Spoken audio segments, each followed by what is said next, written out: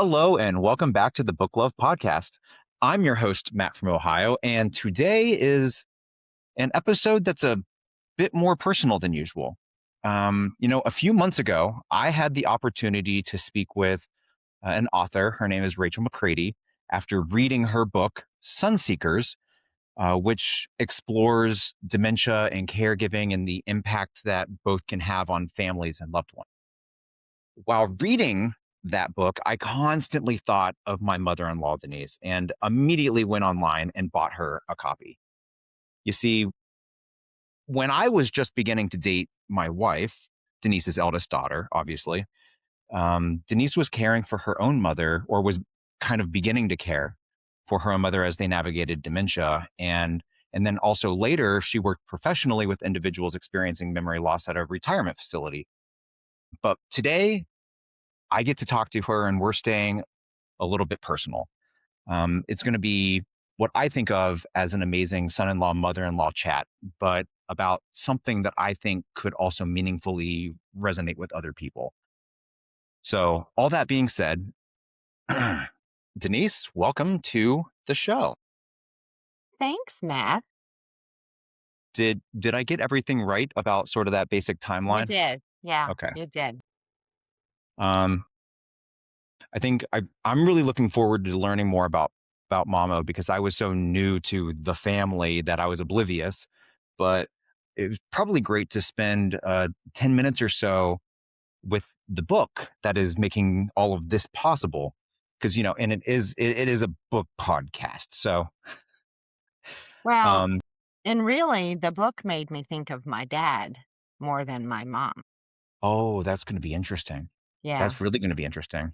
yeah. For anybody listening who hasn't read the book, here's a little synopsis for you.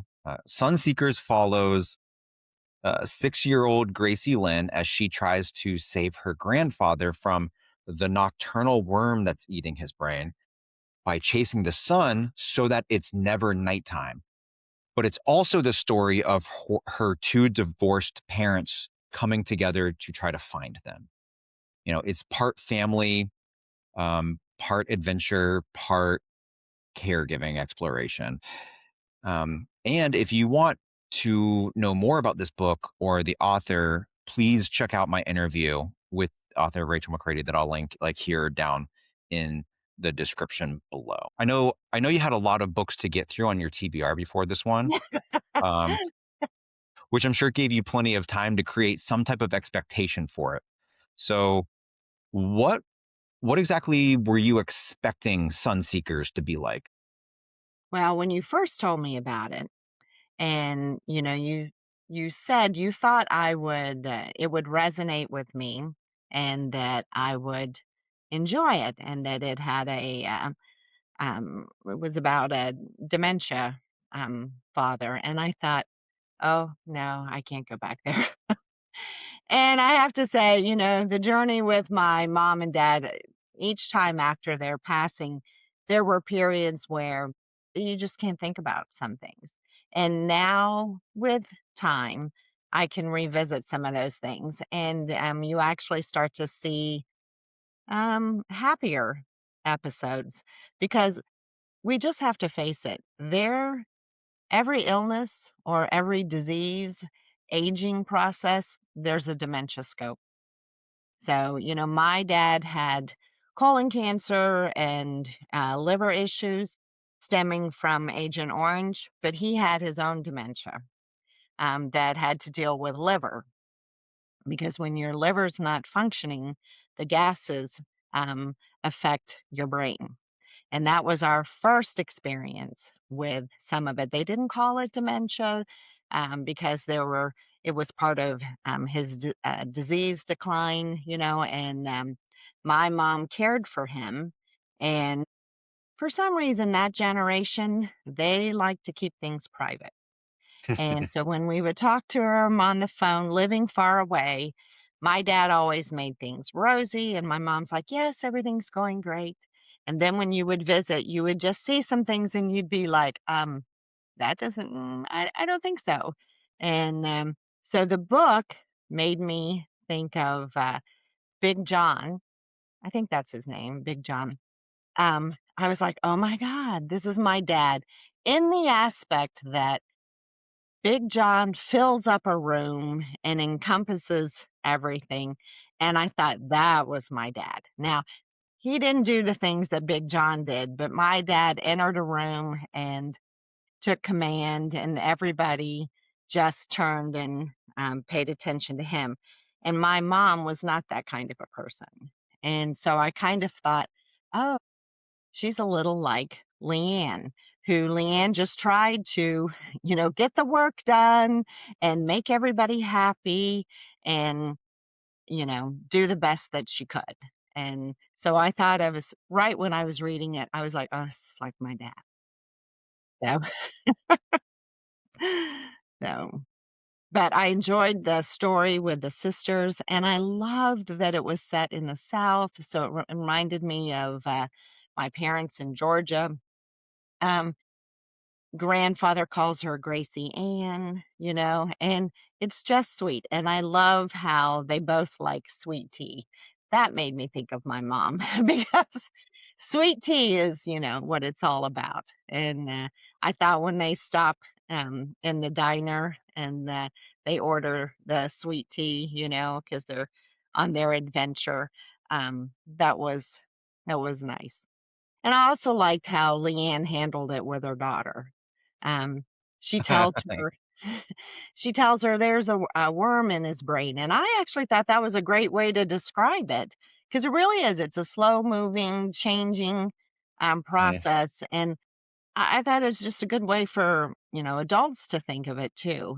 And, but I think it's really cute that she's precocious enough to, do her own little research and her own investigation and decides that she can keep the worm asleep as long as she seeks the sun, and that they should go on their adventures because Big John always talks about the adventures he went on and told her those stories. And I thought, wow, that's really creative of a 6-year-old. And since, I'm working with 6-year-olds, I was like, yep, that's really true. That I think is a great way to describe it. So it's a great book. I really thought it was good. It read fast, it read true, and I thought it was nice. I think books set in the South, they just hit harder when you as the reader have like some type of experience living in the South. And I didn't live in the South, but I spent a lot of my summers in West Virginia with my extended family. So I have a little bit of that experience. I've always wondered how a book like this hits to people that don't live in the South or don't have any experience in the South. It would probably still be I a good story, but it just doesn't, it Yeah. hits harder. Well, because things in the South, there's always, a pace, and it's a slower pace and time to reflect more. And you wonder, like, how does that play in other places? Um, but I like the time because that gave the time for Leanne and Sarah to reconnect too, the Mhm. sisters. Because I understand Sarah's point of view, she didn't know what to do, and so for her, she experienced a different kind of dad, and, her response was to just flee and, keep it out of her, yeah, and Leanne was stuck there, and with the divorce how tragic was her mom dying while Gracie Ann's being born. I was like, "Oh." Yeah, how is she ever to recover from that? So, When I was talking to the author, she told me that she had a really awful conversation with her grandfather on the phone that like broke her heart while she was living overseas, and she immediately hung up the phone and ended up sitting down and writing a short story about Gracie and the worm. And it's just a short story, but the short story is more or less completely as it was when she wrote the short story, and it's in this book. So it was like a complete. It was just a, I guess, a reaction to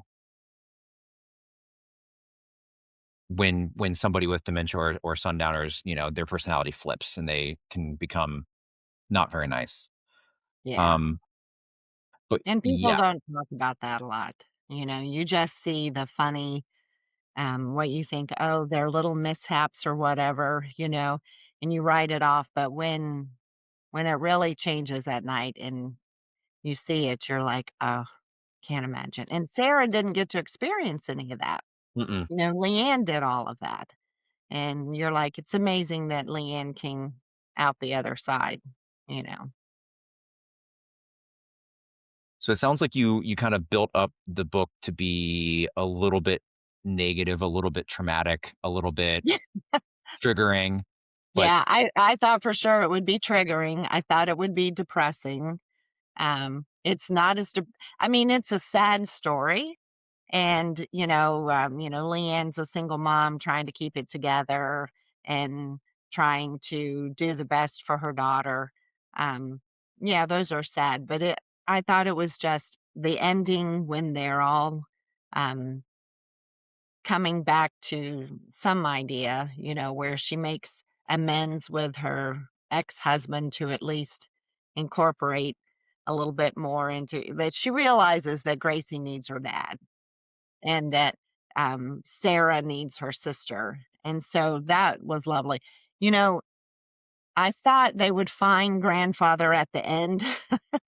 And the fact that he took off on, one of his adventures and they're wondering you know, that leaves it open for you to decide what happens well, to it. I'm glad it was not triggering, and I'm glad Yeah, it hit you in the positive feels like it did for me. yeah, Uh, I enjoyed it, and it was a fast read. yeah, didn't I think I got a text from you on, like, a Sunday or something, and then, like, on a Tuesday or something like that, you were like, "I'm done." So Yeah, it was like a 48-hour read for you. but I wasn't working, so that helped. Right. Yeah, Um, so if you only had 3 words that you wanted to use to describe Sunseekers, what would those 3 words be? well, it's it's about family relationships. Um, wow, I'm still stuck on family relationships. So, it's endearing, it's, heartbreaking, and It's there's peace at the end, which I think is nice. Peace. I like that one. Peace. That's good. Peace is always something I think that has to be incorporated with dementia. What what about the book surprised you the most, if anything? Um, the cattiness of the swim team moms. Oh, the I'm PTA like, bitches, yes, yeah. when they go to, in the search and you're like, seriously, we haven't grown past that we're still back in high school. But then I think, oh, well, it was set, in a small town in the South. And that was that was a little much. I'd hate I'd hate those women too. It's funny how we all hate those women, and yet those types of people still somehow Still exist. exist. Yeah, yeah, and yet their daughters are always friends with your kids, you know? Okay, out of 5 stars, what would you rate this book? I'd give it 5 stars. In All fact, I right. have a friend that, I'm passing the book on to. So, she had a similar situation, and, so I said I just thought it would resonate with her. Good. I People need to read stories. People Yeah. need topics to be discussed so they feel they don't feel alone. Well, and Yeah. I love a story. Like, I love how each chapter is a different point of view, a different voice. I think those stories read fast. You get Gracie Ann telling something, then you get what Leanne was doing and what Big John was doing, and they read faster. And I love when it shows the different points of view from the character. Mhm. And to your point, I really enjoyed how all of the characters sounded so different. Yeah, It wasn't just the author and then the chapters are different points of view. It was literal different points of view, different voices, different word choices, different Um, cadences. and Yeah. doesn't it make you wanna be Gracie Ann? I mean, like, who Yes. doesn't wanna be 6 years old and going on an adventure, and the things she thinks I love that she has a backpack filled with, her notes that she makes of things while she tries to decipher what adults around her, tell us. I think she was my favorite character. Definitely a little nod to Harriet the Spy. And Yes. what's real funny about that is the author wrote this book before she had kids. And then Really? one of her daughters ended up being a carbon copy of Gracie. That's too funny. See, sometimes what you, think about, really comes true. Yeah. Hmm. Um, so obviously you've recommended it to a friend. Is there anyone you would not recommend this book to? And if so, why? I don't know that you could appreciate the book while you're living that story. I think that it would be that's when it would turn depressing. But I think when you come out of that, story, then you realize, oh, your reactions that, we all take blame for things that we did. And Leanne really does in that story. She blames herself for everything. And then when you look back, you give yourself grace. And if you're outside of the story looking in, you give that person grace. Why don't we give ourselves that? So I think it's great for someone maybe before they get too far in the journey and then after that. I think a major reason why I loved the book so much is because it opened my eyes to a reality that was so close to me and yet like so far away, you know? Um, and I guess with that kind of idea in mind, I'd love to move our conversation into like an intersection of the book and reality. Um, Okay. so broadly speaking, where did the book feel most authentic to you in your own experience? Um, the sadness with that grandfather when he talks about he had lived such a big life, and then that was not his, um, desire to end up in that place, and, I know you didn't know a lot about my dad, but that was my dad. He never wanted to, as they say back then, "Don't put me in a home," and, my mother did her very best keeping him at home and taking care of him, and to her detriment, we think. We think it accelerated a lot of things in her, and that's where I saw that book, where it started for me, because, every time we would go to Georgia and visit while my dad was sick, we'd get ready to leave, and my dad would say, "All right, I just wanna show you. I wanna show you where the papers are, and I wanna show you when" and he goes, "And promise me you'll take care of your mom." And every time he did it, it would make me cry. Like, I would like, "Of course I'm gonna take care of mom." And then when he did pass, she's like, "I'm never living with you." She goes, "I will not do that to my children." And then, of course, she did, but, just I it took me a long time to learn grace with the things that we ask of each other and, um, how life unfolds. It's just really interesting how it plays out. It makes me tear up anyway, whether I Were pink on it or not. were were there any parts of the book that felt noticeably different from your Um, experience?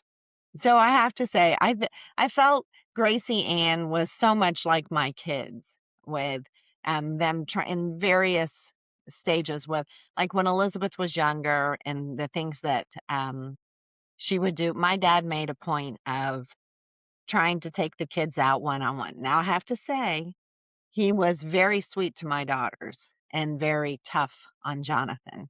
So he would take I've heard he those would take stories. Elizabeth out for breakfast, and, Beck and Jonathan slept in, so, that but he always tried to find another way, and, for him, it was always food, so he would go and get Becca donuts, and then he would just try to be, he tried to make Jonathan a man, and, but then at the end, he would, like, give him something off to the side or whatever. I think my kids felt loved by him, and I just saw Gracie Ann in my kids.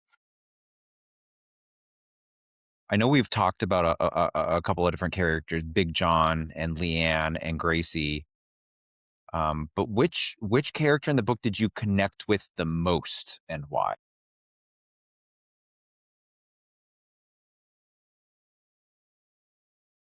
Probably Leanne.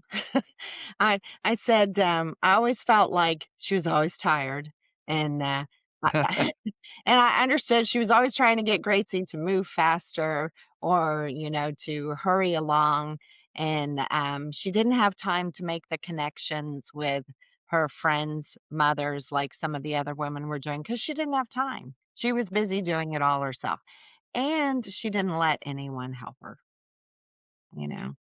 I think we're always late to let somebody help us. I think in that vein, the character I connected most with was actually Paula, the friend that always like supported Leanne but had no idea about anything. Yeah. Just sort of, and I kind of connected with that with like I'd never because I didn't know like you know something is going on, but I think sadly your son had so much to do with my obliviousness because he just has all of the little brother humor, which I completely empathize with. I have it too, but it really makes a lot of levity of everything. And so in the moment when you're not there dealing with it or involved with it, I didn't. I was so oblivious. Anyway, I also thought about that poor woman, the receptionist at the at the, nursing home. Oh my god. So she always had to greet people and, of course, she steps away, and that's how Gracie and mhm. grandfather and I'm like, "No, she knew a lot that was going on," but I'm like, "How do you think she felt when she, like they just disappeared on her?" Uh, when I spoke with Rachel, she told me she wanted to write a love letter to caregivers in a way. With all of your experience, both personal and professional, do you think she succeeded? Oh, I think so, yeah. I like because at the end, the sisters got back together, and even, she came to a better place with her ex-husband. I mean, I think there was Leanne realized there was more, um,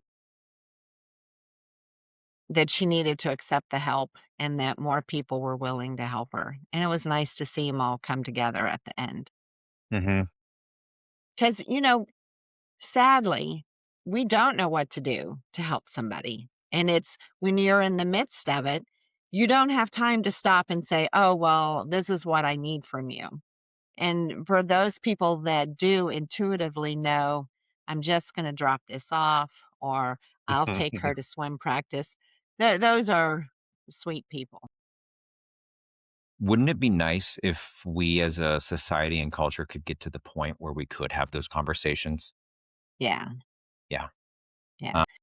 Uh, I think we're too busy trying to speed through and we need to take the southern way and slow down. if someone had never encountered um, dementia in any of its forms before and then read this novel, what do you think they would come away understanding correctly or the most? I think they would understand that as the individual changes, um, it is not their fault. That whatever happens, it is not their so, poor they go on the adventure and it's so hot and Gracie's in the car and she's, about to pass out from heat exhaustion, and Dan's blaming that he almost killed her. That was never grandfather's, Big John's, intent. And, you have to realize that's just the disease. Yeah. I want to ask another question, but I wonder if your answer is the exact same. So, As yours? no, as what you just said. Um, is there anything about, caregiving or dementia that the book reminded you of that people on the outside simply don't understand until they've lived it?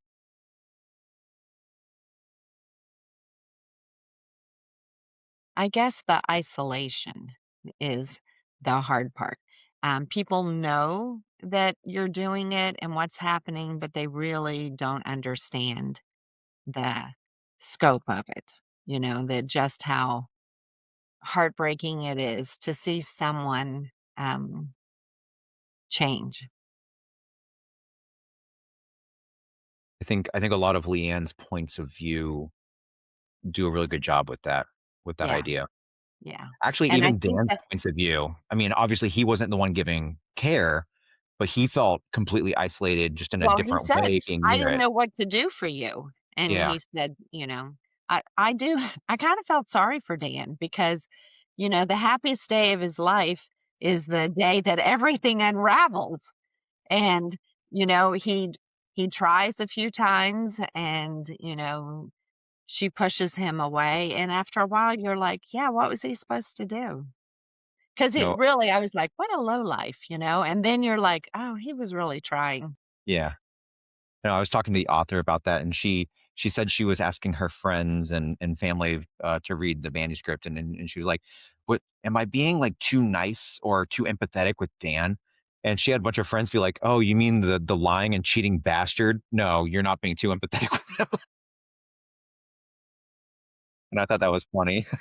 Yeah, but as Because you the really do story feel for him. unfolds, well, it comes out that she wouldn't let him change a diaper, that nothing he could do was right. And I think she bonded so much with Gracie Ann, and she had such an emptiness with her mom, leaving that, what else could she do? And that would be hard shoes to fill.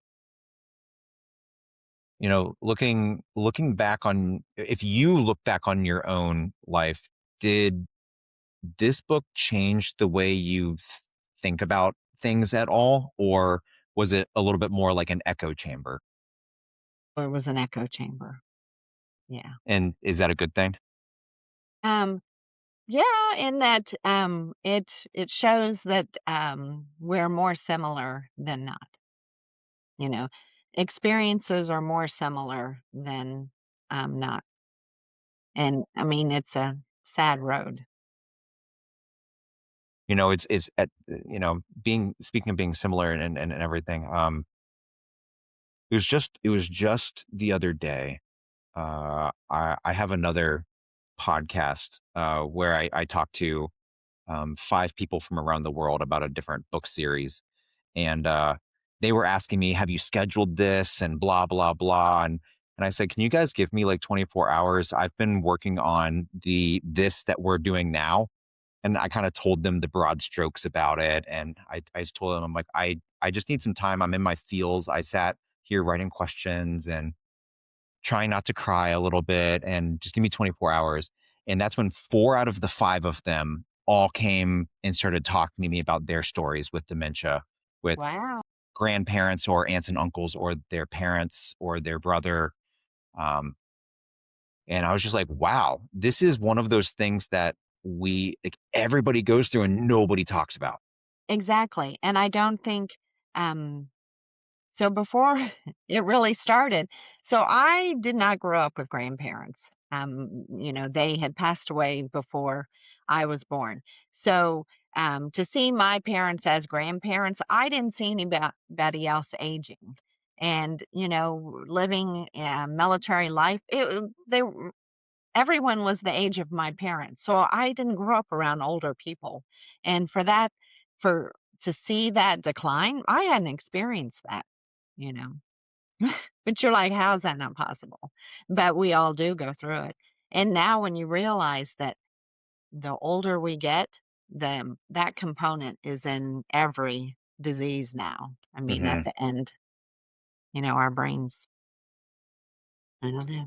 Yeah. Let's stick with this and move away from the book.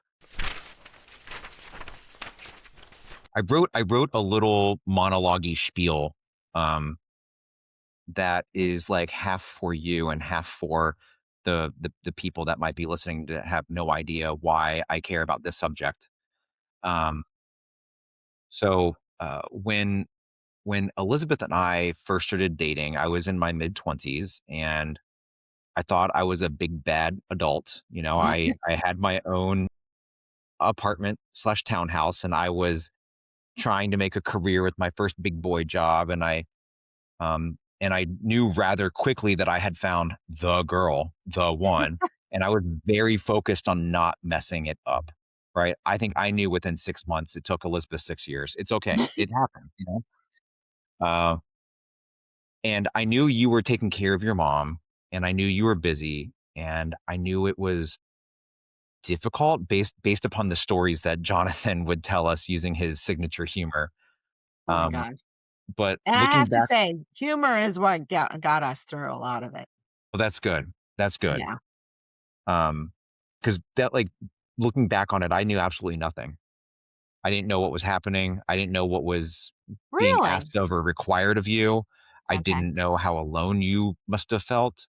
Um, and I really feel like this book helped open my eyes and give me appreciation for that lack of knowledge. And so I wanted this conversation. Yes, the book makes it possible, but I really wanted to talk to you so that I could fill in all of the ignorant gaps, if that makes sense. It did. So, Yeah. with that being in mind, I do remember you going down to Georgia to help bring your mother back to Ohio so that she could stay with y'all. Was was it Do that you early? remember Elizabeth went back? She went I think a week or 2 before, and it was OSU's spring break, and she went down to begin the process of getting my mom to pack up, and my brother had gone down to get her started, before we ever got down with the truck to move her. I mean, we had after my dad passed away, she said, "I'm gonna move to Ohio, but I'm not moving for a year." We're like, "Okay." Because Okay. everybody tells you not to make any big decisions in a year. And she goes, "So I'm not doing anything and I'm staying here." Okay. As the year went on, and I would talk to her and I'd be like, and we would go to visit. We went to Georgia 3 to 4 times a year. And I remember the one neighbor going, "So when is she moving?" And I was like, "Ooh, okay." And, then she decided, okay. And then looking back, hindsight is everything. We made some big mistakes that, I think the hardest thing to do is to realize, you're respecting your parent and, but are they equipped to make the decision? Because mom, uh first, she was like, "Well, maybe she'd buy a house," and we were like, "Well, she wasn't being able to take care of the house in Georgia." So, we found the house in Willowbrook and we're like, "Oh, this is a good solution." And then quickly discovered, it wasn't, because by the time that spring break, we drove down to pack the truck. Everything was, packed except for her bedroom. She wouldn't let Elizabeth or my brother in. She's like, "No, I'll do that later." And it never got never got done, and, until we were packing things in, and David and, Jonathan were driving the truck, and, I was driving the van with mom on the day that we left, and I had never driven 12 hours straight, um, by myself, because David always drove. And of course, it really rained hard and we had to pull off or whatever. And I think we were north of Tennessee when my mom looked at me and she said, you have the check for the house, don't you?" And I said, "What?" And she said, because they had closed on the house and they gave her a cashier's check for the value of the house. Yes, this very large check. And she's like, "Well, I gave it to you. I'm driving in the rain." And I go, No, you didn't." And she goes, "Yes, I did, Denise. You have that check." And I was like, oh my God.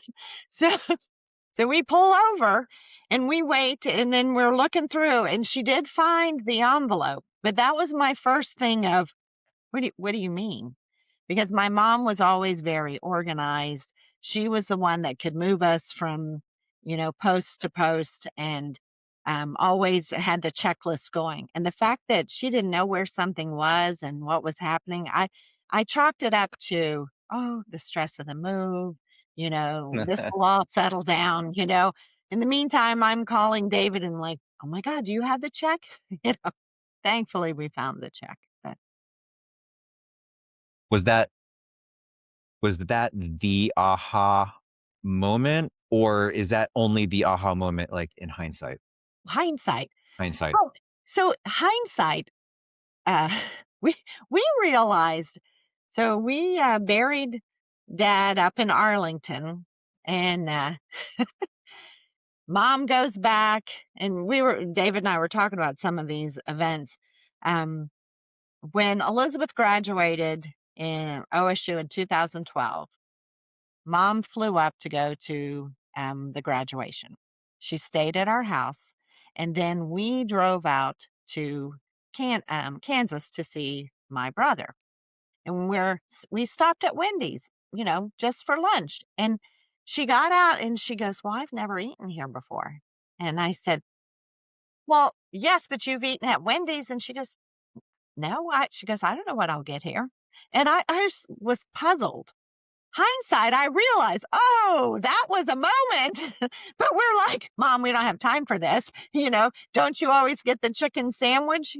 And so we spend Christmas, and my brother took her to the airport. And now he had wheelchair assistance for her from the airport.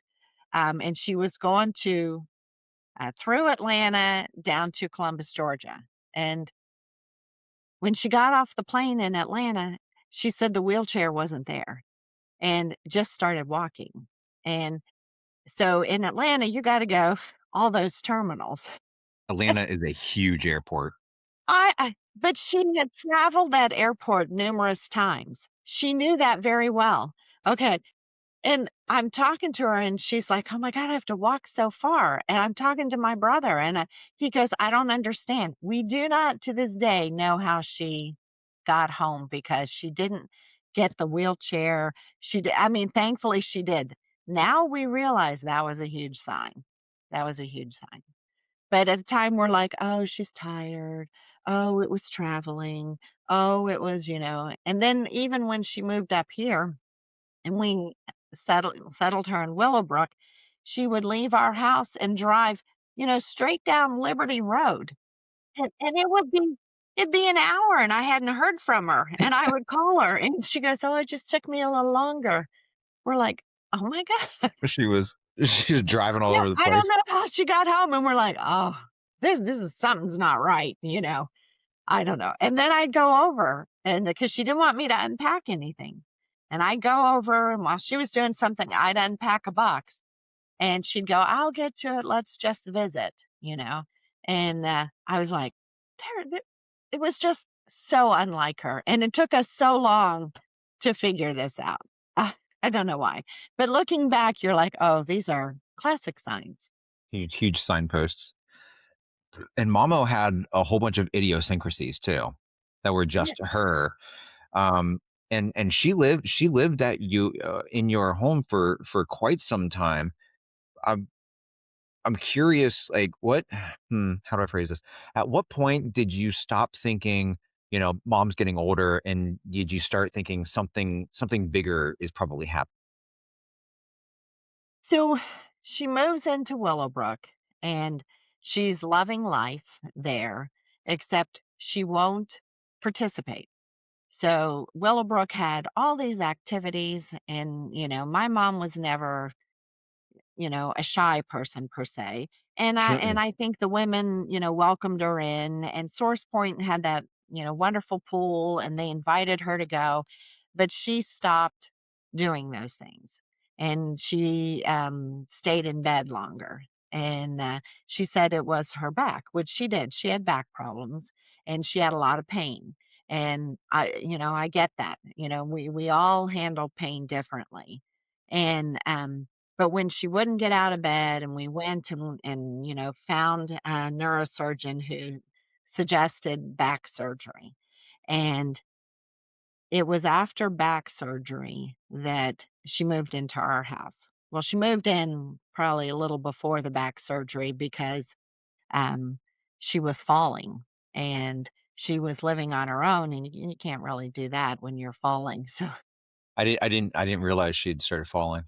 yeah, yeah. But that was the back issue. And, so the night before her back surgery, she's upstairs in Becca's bedroom, okay? And you know how you feel a presence? So because our bedroom was always near the stairs for the kids, like, I could always tell when somebody was going down the stairs. And I feel this presence at the stairs, and I'm like, "Oh my god, it's my mom." And it's, like, in the middle of the night. And I get up and I go, "Well, what are you doing?" And she goes, "I'm trying to get out." And I go, "What do you mean you're trying to get out?" She goes, "I can't find the door to get out." And so David and I were like, "Oh my God, it's amazing she didn't fall down those stairs." Now, we chalked it up to the nerves for the upcoming surgery. So, no, we get her and she does that. And she has to go to rehab. And sadly for her, I think the real undoing was they put this cage in her back and it slipped and it landed on her nerves. And she had to go back and have surgery again. And the second surgery, with, less than a month apart with the anesthesia, I just think really did things in. And she was never the same after the second surgery. And, she was living with us trying to rehab, but the stairs were an issue. And, thankfully for Jonathan, you know, it would take two of us to get her up the stairs. And my brother was like, "Well, you need to put in one of those chair lifts." And we're like, "You've seen our stairs, you go up two and then you turn." And we're like, that isn't going to work either. And she was, like, oblivious. She's like, "No, I can do the stairs." And we're like, "Okay, because 'cause we're, like, lifting you up the stairs." But, you know, I give her credit. She thought she could do a lot, you know, uh, longer than she did. And she would say, "Look at me. See how I can do this?" She used to I don't know if you remember, but it was Christmas Eve, and we were at church. It was icy, and, David went to get the car. Everybody was in the car. And she holds on to the door and she leans back and she just slipped down under. And we're like, "Oh my God, she fell at the church." But in all the times that she fell, she never broke anything. I mean, that's amazing that she did not break a bone. I don't fully remember when some of the memory loss started, but I do remember that Mamo thought that Elizabeth and I were already married. She, And she to this did. very day, I swear that it only happened because Mamo was already championing my cause. Uh, but like, I guess when the Yes, when she the was at changes your actually wedding. started, how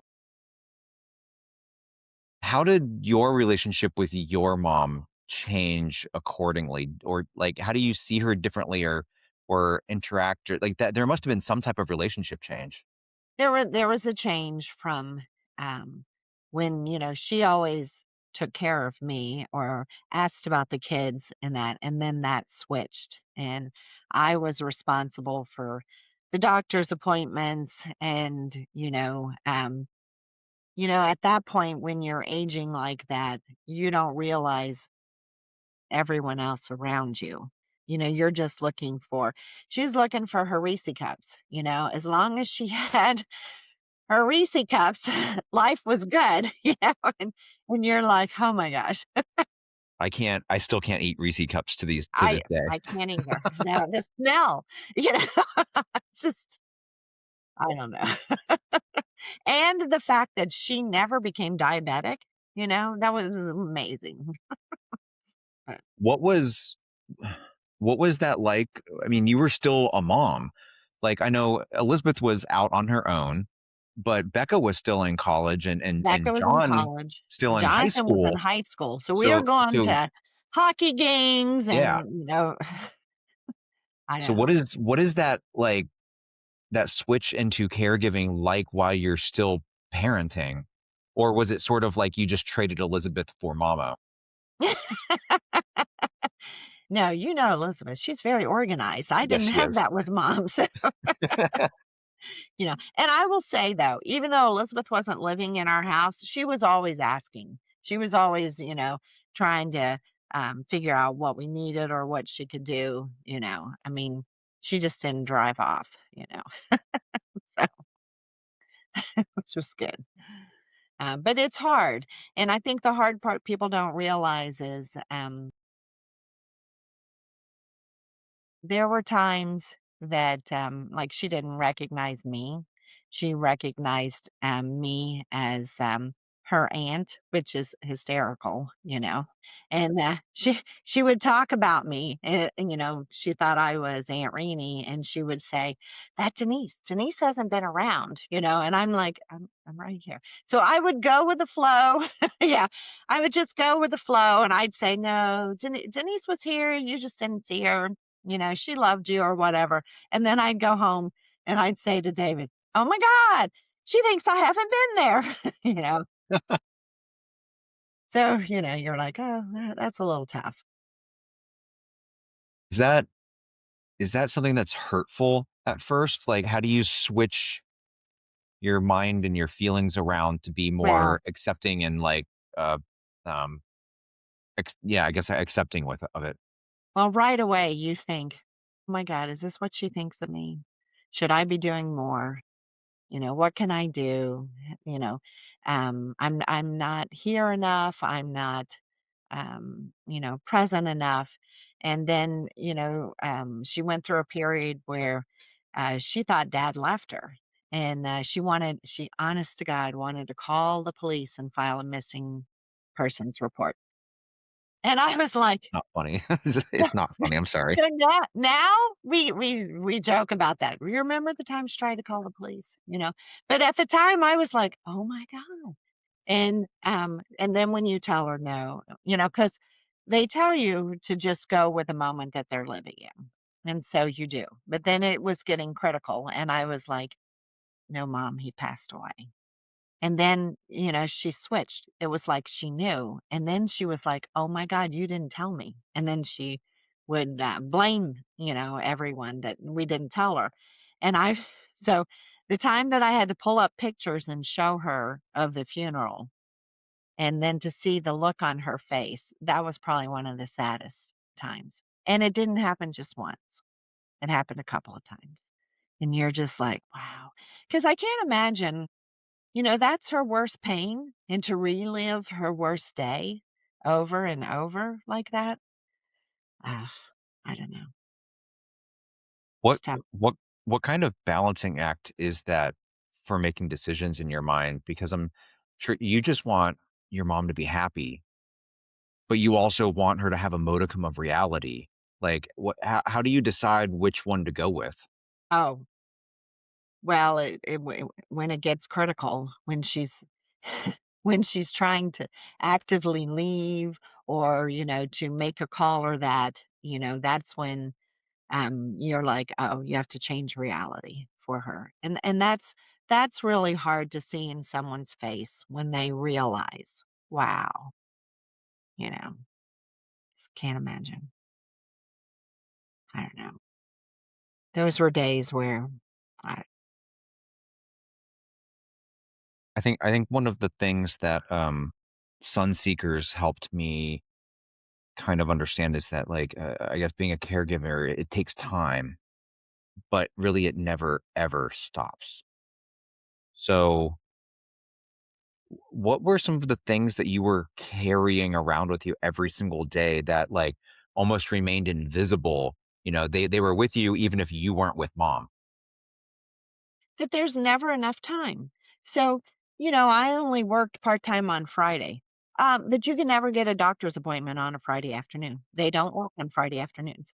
And so you would try to it was simple things like that, you would try to do that, and you're like, "Why can't something just be easy?" And I thankfully had a job where they were very, you know, considerate and let me, take off the time that I need because that's what happened. And I think that's where when you look at, you know, not to be preachy, but when you look at, women in the workforce, yeah, there's a reason. There was a reason that I started off with a career, and then when the children came and you try to factor in childcare and you change that to make your life work, and then just about when you think, "Oh, I got that," then your parents are aging and, you're trying to take them to doctor's appointments, you're trying to, go to the dentist, you're trying to do that. There was never enough time. You know, that's what's hard. And then you come home and what's for dinner? So, Frozen pizza for the win. uh, but at Was least we it had Jonathan's humor. was it was it ever lonely? Um, so you've lived the West Virginia life. The only thing though, the thing that I thought my family, which would be, my kids and David were so generous in spirit with my mom and my brother. He would always just say, "Just tell me what you need and, we'll make it happen." And I thought that was very kind.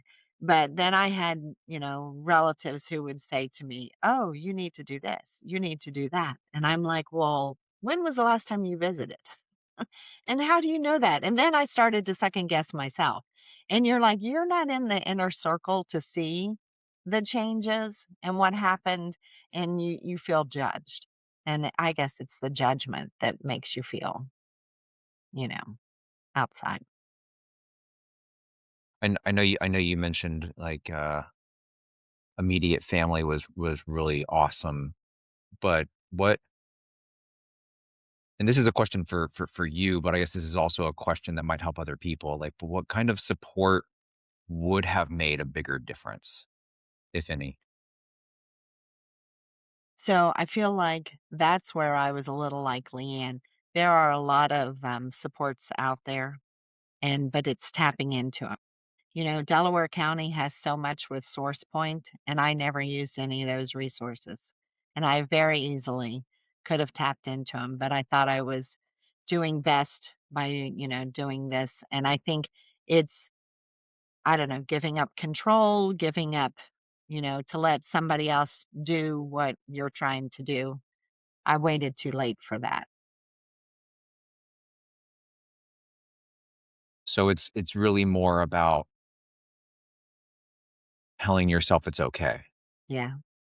Do you think did you feel guilty giving yourself that capability? Is that why you didn't for so long? So Or is it in the more of back of a, my "I'm mind, Denise and I'm a badass and I can do it better than other people?" well, we know that isn't true. Um, but what always played in my mind is my dad saying to me, "You'll take care of her." Mm. And that I couldn't get out of my brain, because I think his ideas were different than what my mom's ideas were. Because my mom did not, she's always like, "I don't want to be a burden," and then my dad's going, "Take care of your mother," like I would leave her somewhere, and you're just trying to fill others' expectations when it's all about you, you know. I will say, I got to a part where I was like, "Ah, this is just I can't do this anymore." And I switched to praying for peace. I wanted peace for my mom. because she was anxious, and the questions she was asking, she was just I just wanted her to have peace. And um, if I could give her that, that would have changed everything.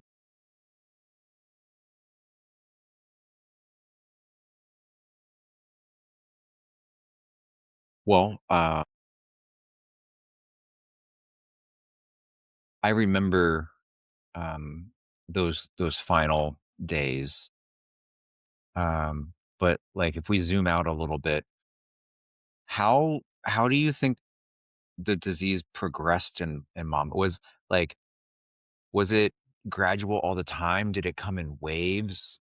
What was So I felt like after the second surgery. So what a lot of people don't tell you about too, when you do try to seek help for healthcare, she went into rehab, and I did not know it was possible you could get kicked out of rehab, and she got kicked out of rehab, you know? And you're like, and when they told me this, I'm like, "Well, what am I supposed to do?" You know? And, they're like, "Yeah, we can't, we're not suited for her." And I was like, "Okay, well, then what?"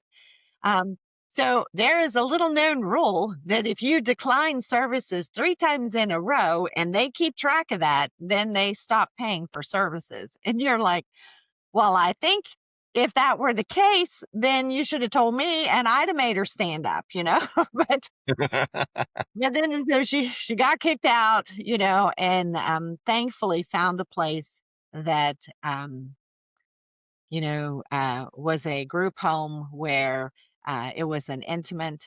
She thought she was living in her house at the end, and which was great. And had her own room and had support. But if you can't stand, you can't push yourself up to stand, then you're a two-person assist, and that disqualifies you for a lot of places. I didn't know any of this before, and I didn't know. I feel like when she first got the diagnosis for Parkinson's, and we met with a neurologist, I was not prepared at all. And the neurologist is like, "Well, what questions do you have?" And I was like, This is the first time.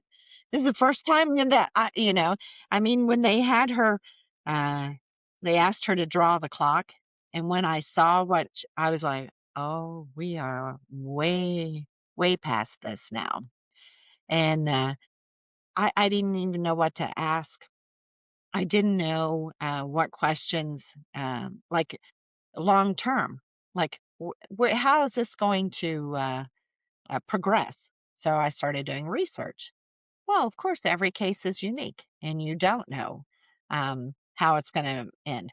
My mom had a birthday November 3rd, and she had a great time. I remember we went to the movies.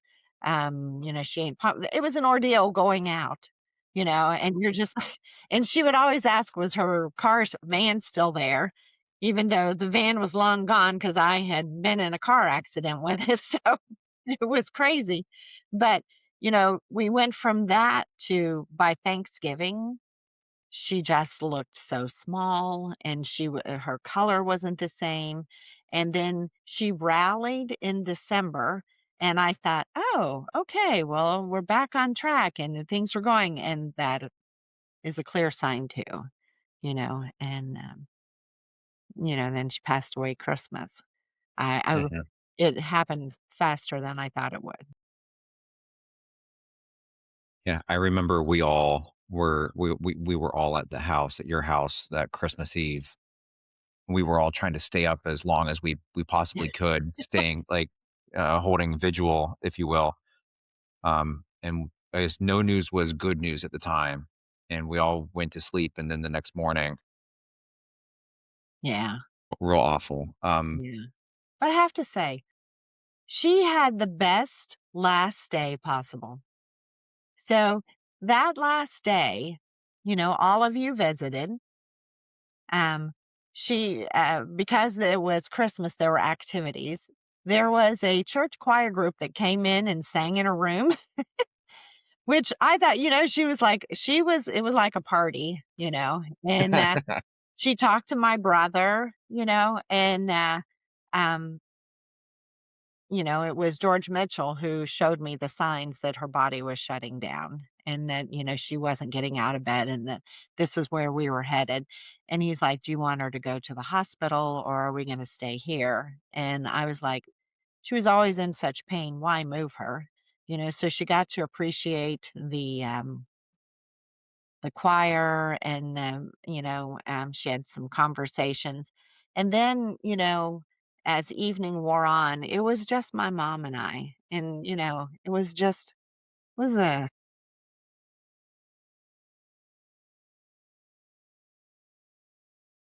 sacred time, you know. Some people don't get that uh, opportunity. And it was a privilege to be with her at the end. Um, is there anything that you wish you'd known earlier? I guess either about dementia or about caregiving or about Well, as a control freak, I would have liked to have known the process, because I felt like I was always trying to, Google things and figure out, uh, was this natural, whatever. I really feel like, because I've talked to Becca about this, I wish medical professionals would just be more open. I realize that um, we don't know, and medicine is more an art than a science sometimes, and every case is different. But I wish someone would have, pulled me aside and said, "You need to think about this, this, and this." And that, in hindsight, we never should have put mom in that house in Willowbrook. She that that was she wasn't able to take care of herself there.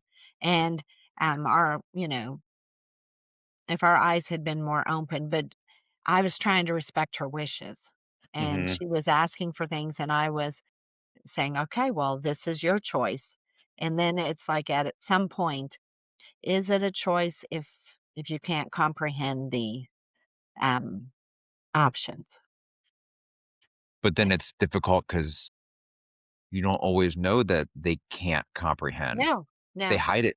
People hide things so well, like, Oh, not even memory loss people, just people in general. yes. Well, and I feel like my mom and dad were good at that. They didn't always tell us what was happening because we lived away. And, they didn't want to worry us. They didn't want to, take up time or whatever. And I feel like I should have interceded with my dad earlier. Would that have helped my mom more? But my dad was stubborn and he didn't want that help. And that fell to my mom. Um, was that right? I mean, you don't know. That's when so I played that over in my mind over and over for years until I'm at peace and I've given myself grace because at the time, it's all I knew.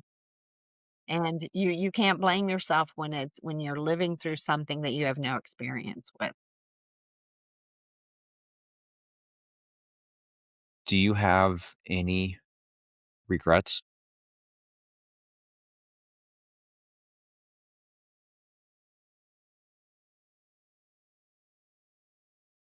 I guess my regrets would be those times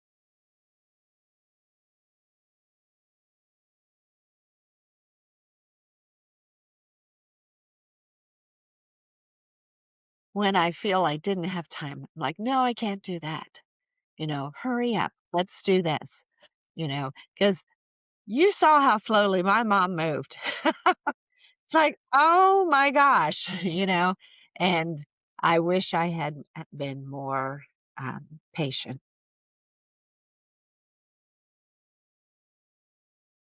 That's hard. Before we, bring the mood back up, um, I am really curious to know how you gave yourself all of the grace and the peace. What was that process like? Or was it literally just time heals all wounds? Time and sharing with other people. So the friend that I'm giving the book to um, experienced similar, and so it was coming on the heels of my mom when she lost a parent, and it got to we bonded over that, and it was like we call ourselves the orphans because we both lost our parents. And it's a different club as adults, It's just, you know, because you miss those things. But time gives you an opportunity to look back. I'm grateful for the time my kids had with him, because I didn't have those relationships. So I'm glad they got to experience that. Wish it were a little longer. Yeah. I was that oh, I'm sorry. Was that Christmas of 2015 or 2016? 15. 15. So, um, just over a decade ago. Yeah. And And that's when I we're like, how can that be? I started dating Elizabeth, we had our first date February 15th of 2013. So, Hey, it that's was pretty just good if about you got married in 2 years of that.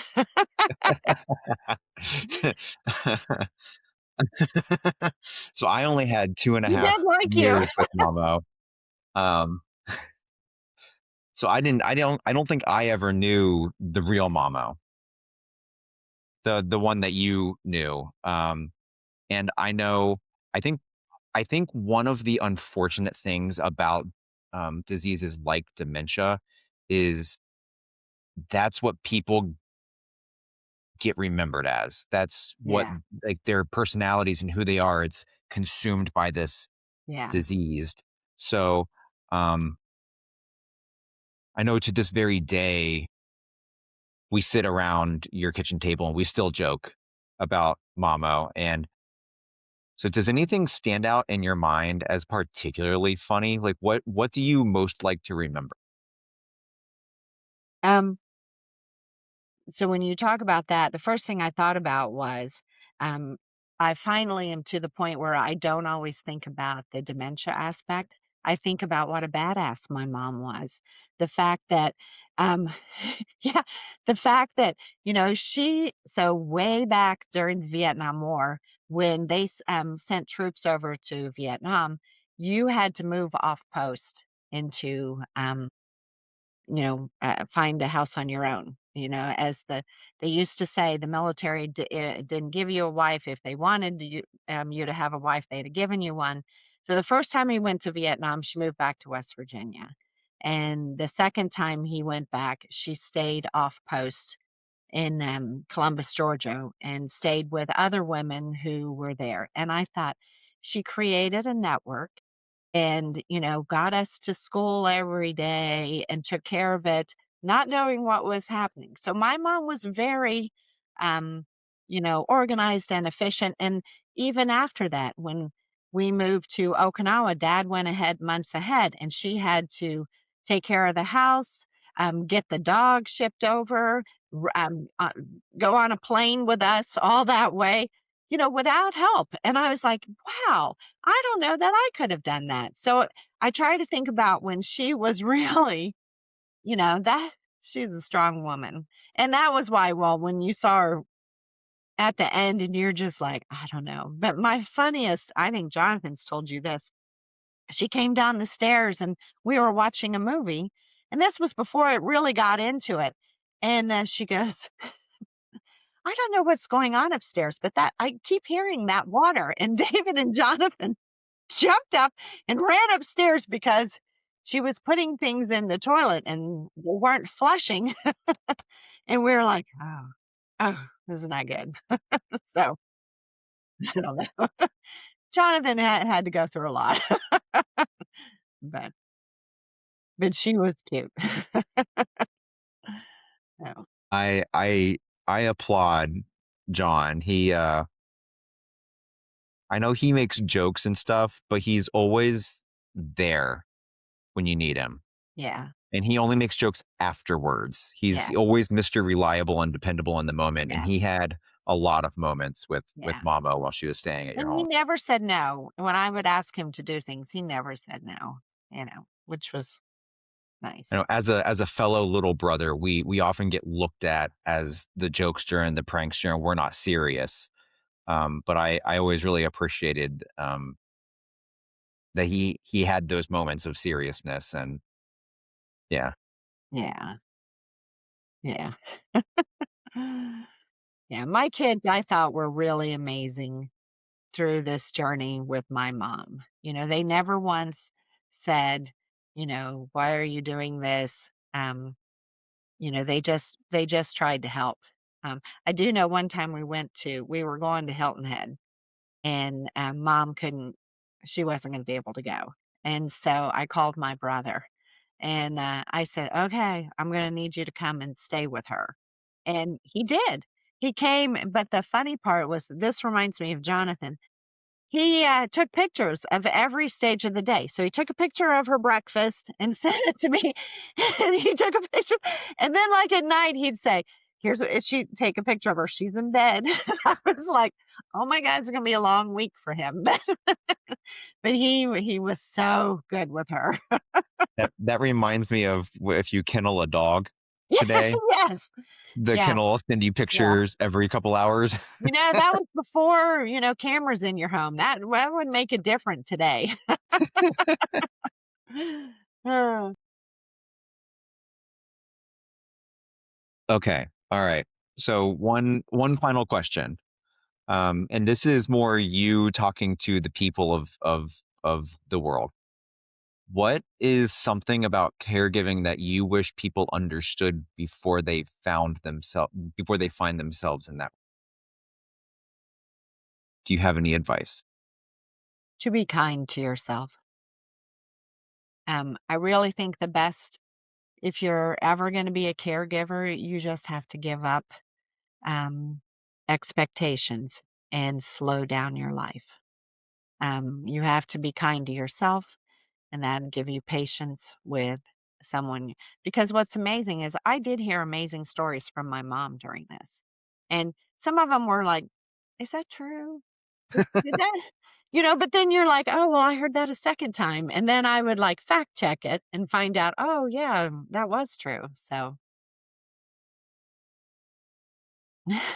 Be kind to yourself. it really, I think we need more of that. You know, you've got to be nice to yourself before you can be nice to others. On a closing note, I was very moved. I was moved to tears by the Arlington service um, that we had, and that was the beginning of 2017. Um, and it is amazing to think back on all of the service that both of your parents gave to our country. Uh, that I don't think they needed to go as above and beyond as they did. You know, and And I that was always, what was interesting is my dad always discounted that and gave that honor to my mom. I know. He said he could never have done without her. And I was he's like, a man ahead of his time. he really was. And I think about how their story began. Oh my goodness, they were 19-year-olds. And, when he did join the army and they left and went to Germany, I mean, what forward thinkers? I Yeah. mean, that's brave. So, Well, I'd like to thank you for taking the time to talk to me today. Um, of you course. know, the book really touched me, and after reading it, after I gave you a copy, I've been waiting for this for months now. I Sorry it took so long. I didn't know at the time that it would be on camera. At the time that I bought you the book, I was like, "Oh, I'm just gonna sit at our kitchen table and we're gonna have a heart to heart," Yeah. because this wasn't what it was.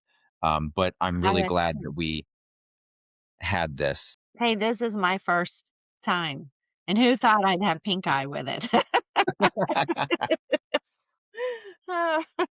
So I guess one more time for the people listening, I we aren't sponsored or anything, but this conversation was made possible by Sunseekers by Rachel McRady. So please Thank you, go pick up a Rachel. book or give it to your friends. Please like this, leave us a comment, share the episode with someone you think might benefit from it. And thank you all so much for listening. And until next time, cheers. Thanks, Matt.